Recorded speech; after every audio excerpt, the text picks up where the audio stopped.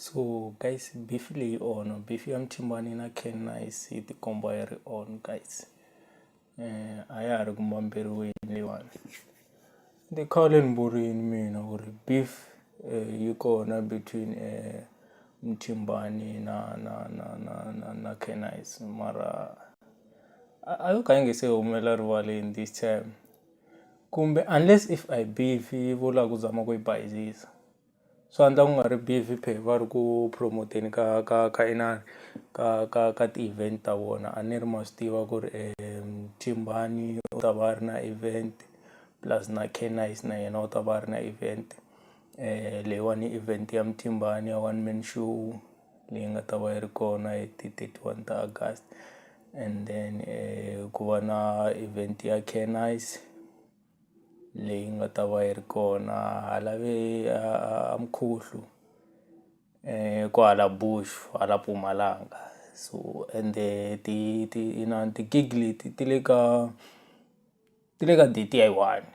lexi yi ni hlamarisaka ma swi twisisa ti-gig leti date ya yi one mara different location which is nice i mhaka ya kahle loko va pfa va endla ti-gig and leyiwani I think i first gig ya Mthimbani. Mthimbani a nga se tshama a endla gig mara gig leyiwani ya phati ya misava i khale I think se ku na ti-gig ta yi 3 ta Ken Nice ta inani ta phati ya misava since Ken Nice i xi kha xi host-a inani ti-gig letiwani and then so leyiwani ya Mthimbani hi yo sungula leyiwani mi nga rivali guys ku ya ma ya ma cheka inani EP ya Ken Nice ya Pressure leyi ya ku humaku guys before hi vulavula swo tala se hi lava ku cheka kwini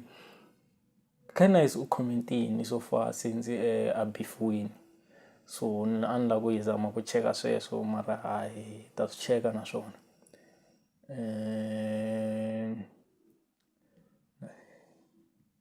mo ni cheka swin'wana okay kumbe hi nge ka Facebook hi nga kota ku swi cheka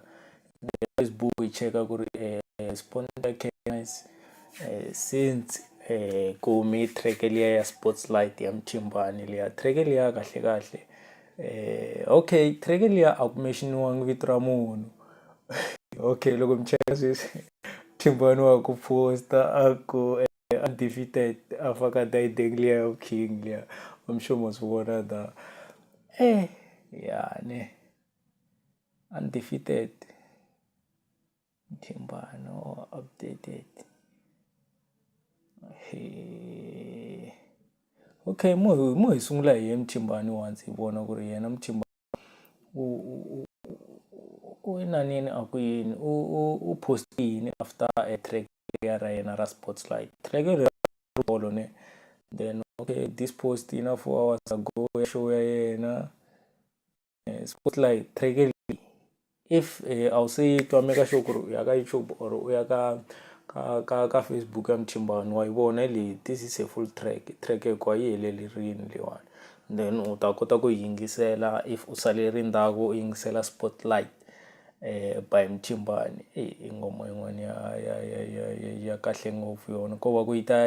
ta tisa swivulavula ngoma leyi yi ta tisa swivulavula mara hi ta ku yini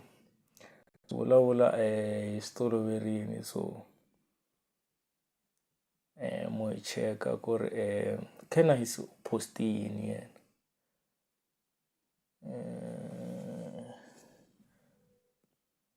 mo hi cheka ku ri Ken Nice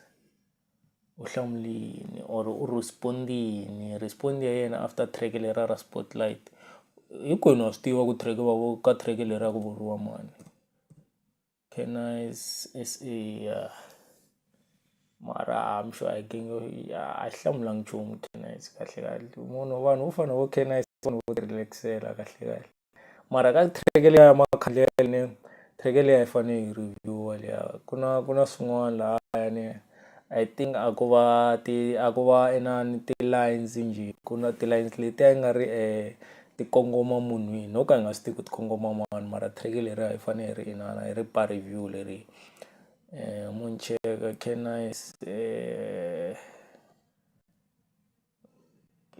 Ken Nice ti post swa EP ya sure yeah this post yi share maybe 30 minutes or 20 minutes ka ku matrack ya Spotlight liya post leyiwani ya sewai enga yangaka mara ya yi share phona hi K-Nice after that track ya Spotlight and mi nga ri wa phela Spotlight guys obviously Spotlight ku hlamuriwa track leriya ra makhandlele ku timiwa yini ku timiwa makhandlele me le church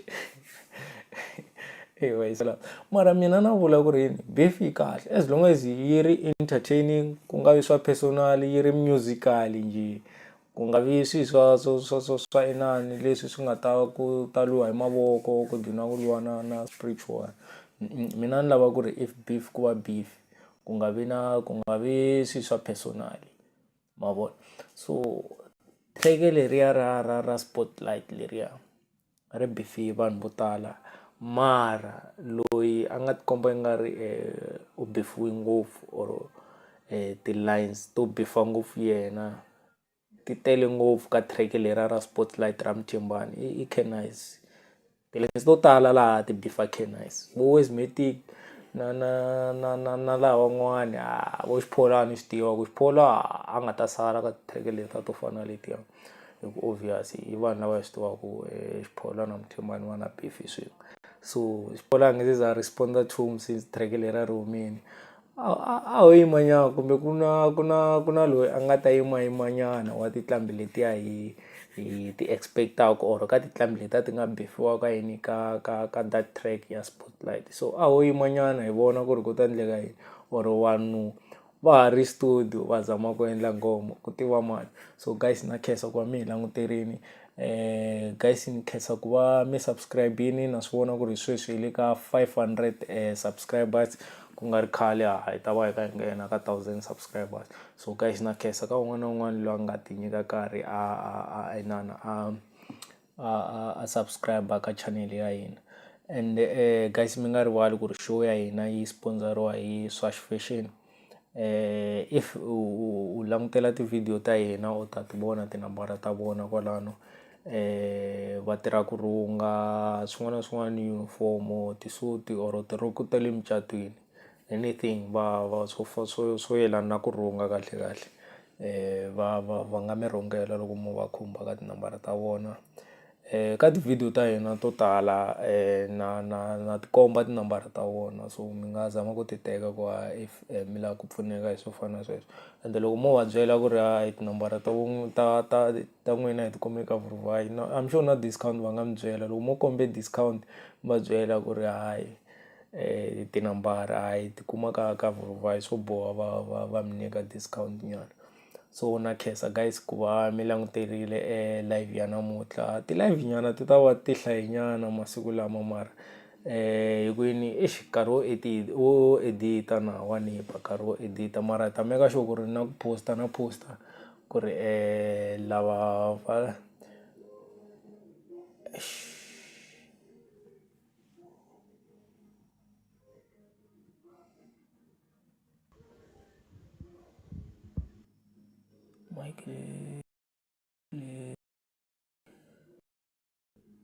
guys ya hina mo ni vhe ni yi tima mic leyiwani se yi lawani